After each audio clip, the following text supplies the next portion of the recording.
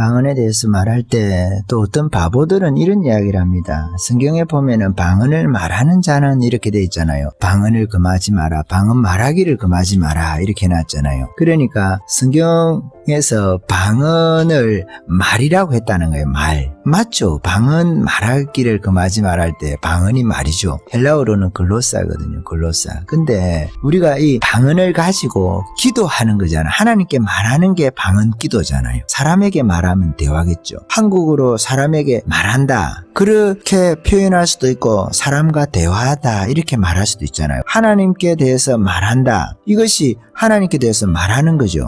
말하지만 그 다른 표현이 뭡니까? 하나님과 말하는 것이 자기와 하나님과만 말하는 거 그게 기도입니다. 기도. 그게 방언 기도로 우리가 말을 하는 이유인 거예요. 성경에 방언을 말하는 것을 금지하지 말라고 했지 방언 기도를 말하는 것을 금하지 마라 이렇게 말하지 않았기 때문에 성경에서 말하는 방언이라는 것은 그냥 말이라는 거예요. 말, 외국어. 그 외국어라고 자꾸만 우기는 거예요. 참 대화가 안 되는 거죠. 그럴 때는. 국어가 안 되니까 국어가. 우리가 사람과 말하는 거하고 사람과 대화하다는 뜻이 다릅니까? 표현이 아니라 이거는 번역을 한 거잖아요. 번역. 고린도 전서는 번역해도 다 알아듣잖아요. 우리가 하나님께 말하는 것이 방언 기도구나. 외국어가 아니구나. 외국어로 하나님께 말할 필요가 뭐가 있겠어요. 하나님께서 미국 사람입니까? 우리가 미국어를 하나님께 할 필요가 없잖아요. 하나님께서는 모든 나라 언어를 다 알아듣기 때문에 하나님께 말할 때 외국어로 할 필요가 없어요. 자기가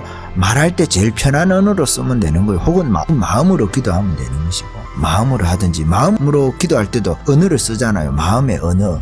그것을 표현하는 게 우리 말이잖아요. 마음속으로 기도할 때도 하나님 이거 이루어주세요. 하나님은 우리가 생각도 아시고 생각이라는 것은 언어화되는 거죠. 마음의 뜻이 우리가 간절하게 누가 잘 됐으면 좋겠다는 것을 구체적으로 생각을 할 때는 마음에서 생각이 나오는데 언어화하는 거죠. 보이지 않는 언어화죠. 그걸 이제 말로 한다든지 글로 적으면 우리의 생각을 글로 적는 거고 우리의 생각을 말로 하는 거잖아요. 그거는 표현하는 것이고. 근데 이런 기본적인 것이 말하고 다른 게 아니잖아요. 그러니까 방언이라는 것에 대해서 이야기를 할 때 자꾸만 외국어라고 말하기 위해서 성경에 보면은 고린도전서 14장 이런 데 보면은 하나님께 방언으로 기도한다 그러잖아요. 14절도 마찬가지죠.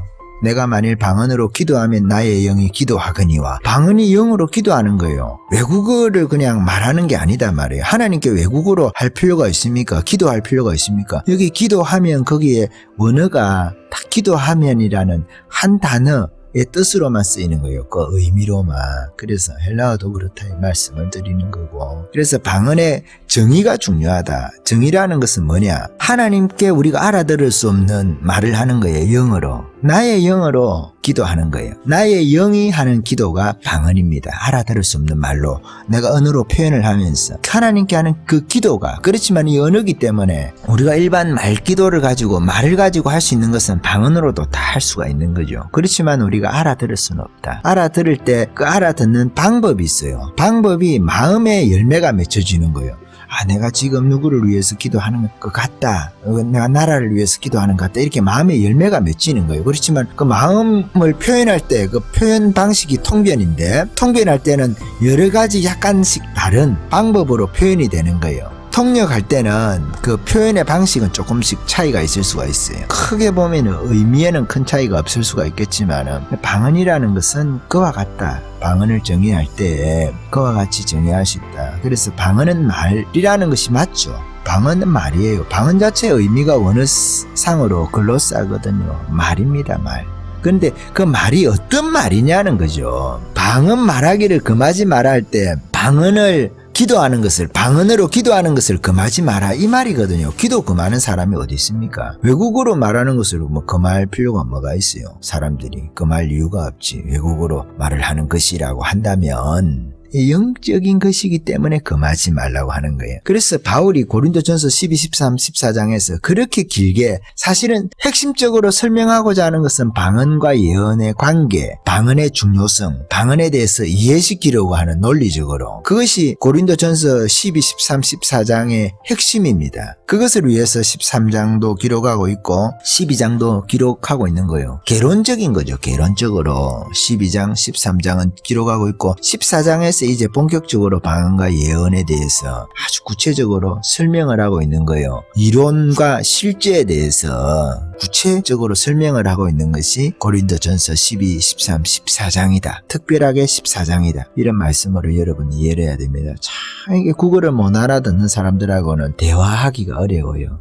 은사중지론 탈출, 방언중지론 탈출은 그 지능순이에요. 지능순. 그것이 뭐 세상 공부를 많이 했다 이런 것이 아니에요. 이해력 순입니다. 이해력. 그런 사람들 어렵습니다. 대가리가 깨져도 문재인을 지지한다는 대깨문 있잖아요. 대가리가 깨졌기 때문에 문재인을 지지한다 이렇게도 이야기를 하는데 진짜 대가리가 깨졌기 때문에 은사중지론을 지지하는 거예요. 가만히 생각해보면 은사중지론이라는 것이 있을 수가 없는 거예요. 교회의 그 기초인데 교회의 기초가 하나님의 권능이 각 개인들에게 주어질 때 이걸 은사들이라고 이야기를 하는 거예요. 성령의 권능을 받고 이 성령의 권능을 받으면은 우리가 은사가 조금씩 이렇게 축적이 되면서 쌓여가는 거예요. 각 사람에게 주신 은사들도 다르지만 그 다름 속에서 우리가 이 분량이 조금씩 키워진단 말이에요. 은사에는 분명하게 한계가 있거든요. 예언도 분량이 있고 한계가 있는 거예요. 그 한계를 넘어가면 안 돼요. 그렇기 때문에 이제 교회에 문제가 생기고 은사의 부작용이나 남용이라는 문제가 생기는 거예요. 그렇지만은 그 원인은 은사에 대해서 기본적으로 잘못 가르치기 때문에 혹은 아예 가르치지 않기 때문에 그런 문제가 발생하는 원인이 된단 말이에요. 교회 가운데 얼토당토 안 하게 그냥 눌러버리는 거예요. 은사에 대해서. 이게 잘 가르쳐야 되는데 그 한계를 설명해 줘야 되는데 그렇지 않으니까 이 문제가 발생하는 것이다 하는 말씀을 드립니다.